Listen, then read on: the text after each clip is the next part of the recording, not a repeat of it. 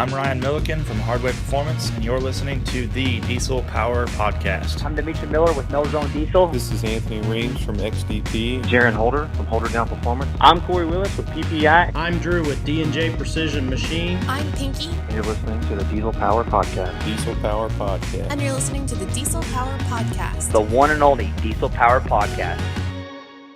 Welcome Shawn Ellerton to the Diesel Power Podcast. We're excited to have him on and talk about his truck and his plans for UCC. It's great to have you on, Shawn. Oh, thanks for having us. We're excited.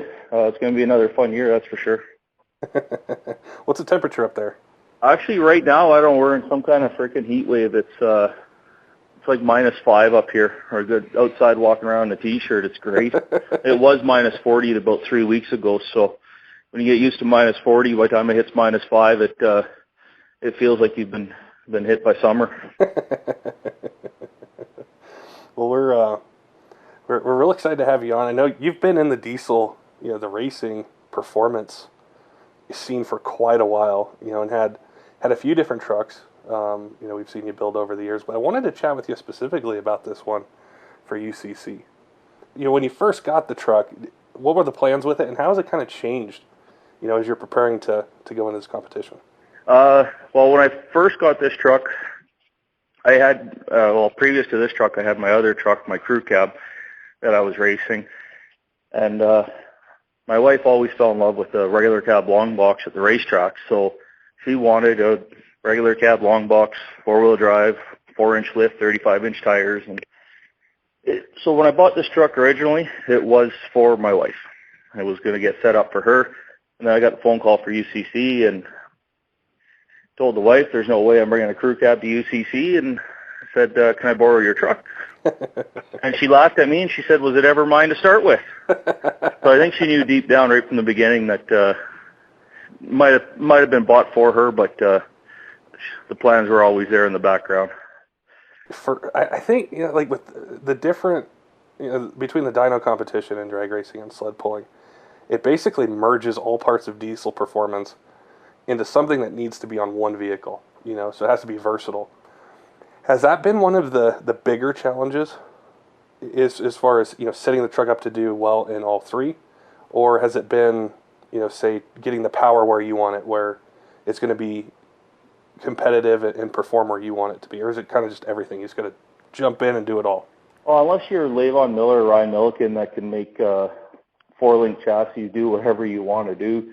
The rest of us, there was a lot of us last year that were in UCC that drag raced in the NHRDA for under Randy Cole there, and most our trucks were all set up for Super Street. So being a Super Street class, still had to have stock rear suspension, or leaf spring at least. Trucks had to be 6,000 pounds. So over the years, we've always struggled, the guys in Super Street anyway, trying to put the power to the ground with a heavier truck. So going into UCC, for me with a Ford, it wasn't a bad transition because we drag race anyway, and it's not like Fords go fast to start with. But we had the truck down in low 10, so we were happy with that.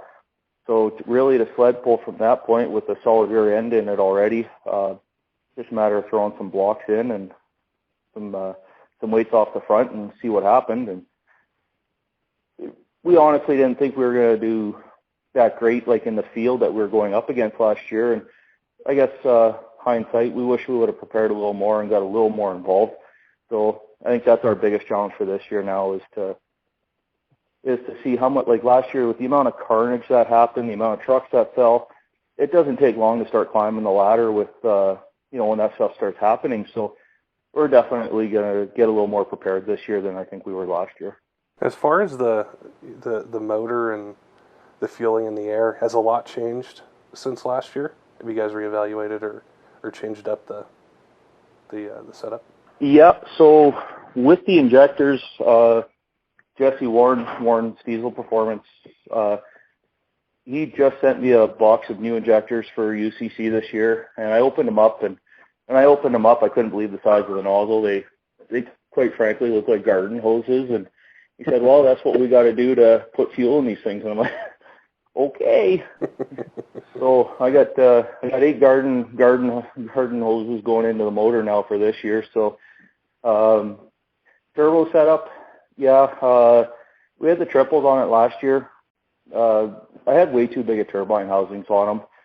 So this year definitely going to do probably the same size turbo, still triple S475s, but going to change up the turbine sizes and the housing sizes to get it so the truck's a little happier. It's a lot of air and a lot of fuel. That's okay. We still spray a lot of nitrous too. As far as, are you building the truck yourself, or you have some help getting everything? I'm a heavy duty mechanic. I work up in the oil sands and the open pit mines up in northern Alberta, northern Canada. So I don't personally own a shop, but definitely locally. I got Colin Lloyd with Lloyd Customs, NADP, NEPC. There are definitely companies around here that step up to help me out because they know I'm just an independent guy trying to play. And so I got lots of help locally, and it's great to have all these guys on board to help me out. Yeah, I think the support structure, between companies and shops and things like that specialize in different parts of it. It's like there's so much preparation that goes into like the power level, that your truck's at, all the trucks that are going to be there, and everything else. I think like the whole industry, a lot of companies and stuff, they all come together to help, and it's cool. Absolutely. The engine that we ran last year, it was basically a budget build. We had some modified pistons in it, modified stock pistons and a set of rods. Other than that, the rest of the motor was stock cams, stock heads. It was unreal what we were able to accomplish with that. So now locally, actually I just got off the phone with them this morning. Matt at DFC Engines. They want to work with me, and I think we're going to look at building probably a big bore for the truck this year at for UCC.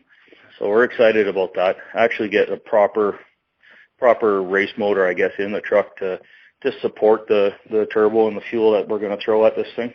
Question just popped in my head right now is, with it being so cold, and I'm not sure when it warms up there, but I'm sure it's kind of the access to the racetracks and other things, it's probably limited. It'll be closed when we go to UCC. So the testing part's going to be probably challenging, or you get creative with it.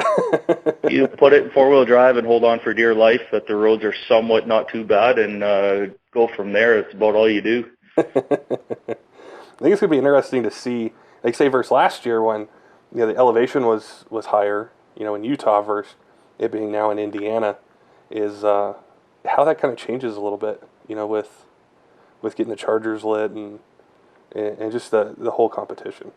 And I think that was our biggest challenge last year. So when we put the triples on it last year, it was, again, April here in Alberta, so it was -10. When the air's that cold, the density of the air, we can light the chargers here, no problem, full boost, truck's running great, it's happy. And then we go up there and it's 70, 80 above and 5,000 feet above sea level, and all of a sudden the truck just hates life. Yeah.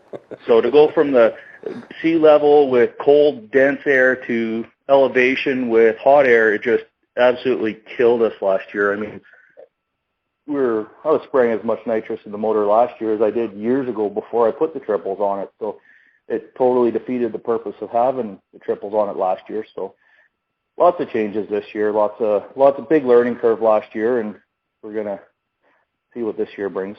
As far as your goals for the competition, what are you looking to to achieve and show, what these motors can do, what these trucks can do? It's always been my personal goal to run a 9.9. Been 10.04, 10.08, 10.09, 10.1. I've been right there nipping on its heels. So personal goals is definitely want to see that scoreboard light up 9.9.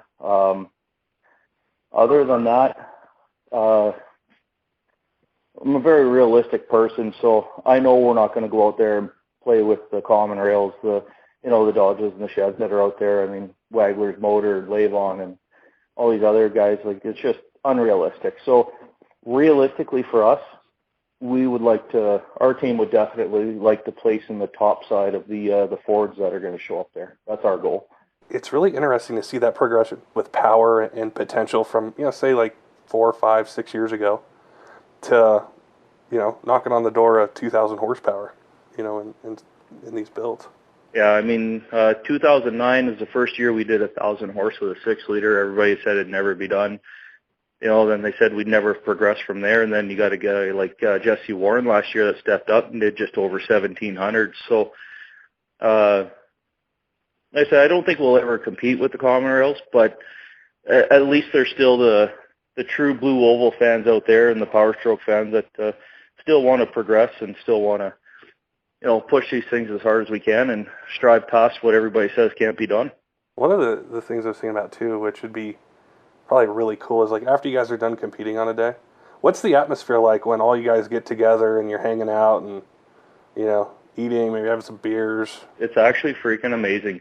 Like at this level of the game, all these competitors, and most of all these guys have shops, so on the average day, they're all sort of competing against each other, trying to get everybody's business. But on race day and at the end of race day, none of that matters.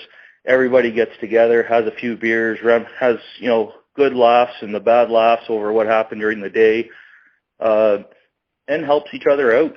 It was last year, I think every team was in every other team's trailer last year looking for parts and pieces and tools. And so the sportsmanship at this level and this group of guys that was at UCC last year was just amazing. Yeah, I think that's one of the coolest things that's come out of it is the camaraderie, and like you said, the shops are competing, and or manufacturers, a lot of them build their own parts and stuff. But when you get in that arena, we would see it on social media, like one team going over and helping with something else or pulling a motor or transmission or, something like that. And you're trying to help each other get through it and do well. Oh, yeah. No, I was really fortunate with us. Eric from Innovative Diesel, he's been doing my tuning since day one. And Eric's the only guy that touches anything that either I own or I work on, that's for sure. So having him there last year to support us and be able to make changes on the fly was great to have him there, and I can't wait to have him there again this year. Are you still running a 5R110 in it, or did you do a 4R100 swap? Nope, still got the 5R110. NAPC here in Edmonton, using their race their heavy hauler series transmissions. I got one in my dually, so the dually tows the 40-foot race trailer across the country, and it's faithful to me. So we put one in the race truck, and it holds. We went through 3 days of competition last year with no transmission issues. So having them on board and having them local too, especially to be able to help us out with any issues that do come up, is great to have them on board.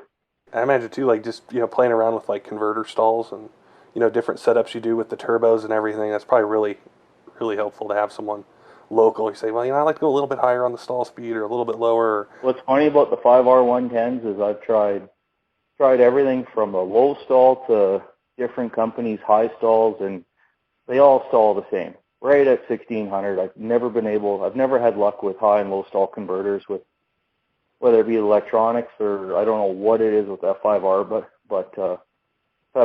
that's what been one of my biggest struggles with converters. So I reached out to Phil Taylor, DPC Converters, here at Christmas time, and he's actually excited to send us out a converter to try, and his new quad disc converter. So we're going to put Phil's quad disc converter in the truck back behind NEPC's transmission, and hopefully we get some power to the ground. That's always the struggle. That's always the goal at this power level, is getting the power to the ground. So having these guys that are dedicated to pushing forward with transmissions and converters is it's a big plus for everybody. And for the Ford fans out there, where's the best place to see like updates on your truck and things you're doing and those sorts of things? For my personal truck, just right on my Facebook page. along with the million pictures that my wife posts of my kids. But if you scroll through all of them, you'll see the odd truck update or stuff that's going on. You're going to see more and more of it here. Truck's been sitting kind of dormant now. We haven't even actually started on it here this year. We're waiting got a new fiberglass front clip coming for the front end, strictly just for ease of working on the truck. It might drop a couple 100 pounds, but just after last year watching everybody else pull a half a dozen clips and pull the whole front clip off, and then they can basically stand their engine bay. That made me sick to my stomach last year when I had to try to bend over it. So we're putting the fiberglass front clip on, so we can do the same thing this year. And then last year we had the Chaos Customs did a nice paint job on the truck there last year for us. But this year we're going to put some box skins on it, fiberglass front clip, and then just do a full wrap for the truck for the sponsors that are going to be involved with the truck this year. So I've known the guys at Chaos for a while. I love seeing they do amazing work. I'd love seeing on their page the paint work they do and some restorations. And the muscle cars that they got in the shop and the restorations, right down to frame restorations. Yeah, Steven's crew they do a great job in there doing that stuff. I want to say maybe it was about a year ago or so. It was an old Ford pickup truck that they did. And seeing what they turned it into, and just I'm a sucker for details, so like with the paint and the frame and just all that sort of stuff, that's really cool. The attention to detail, the quality of work they kick out it's second to none, for especially locally. They do great work. Awesome, Shawn. Well, we appreciate you being on today and sharing your build and your plans, and we're looking forward to seeing you compete here in about 3 months, and we hope you hit that 999 or faster. And I think you will. I think you get there. Well, we got it. We just got the right guys together. And I got Tim, Colin, Morgan, Eric, and Dan. I got a good group of guys, and we're all looking forward. A couple of them were known as the Crazy Canadians down there last year with the amount of Gibsons that we brought across the border, and thoroughly all indulged in and enjoyed ourselves, but I don't imagine it'll be much different this year. I didn't even know what that was till a few years ago, and then I had some, and I go, man, this is some good stuff. It's just so smooth. I usually get a few orders before I cross the border, make sure I pick some up for a few of the guys, that's for sure. I'm jealous. Well, we appreciate you being on, Shawn. Hey, no problem. You have yourself a good day, and thanks for giving us a call.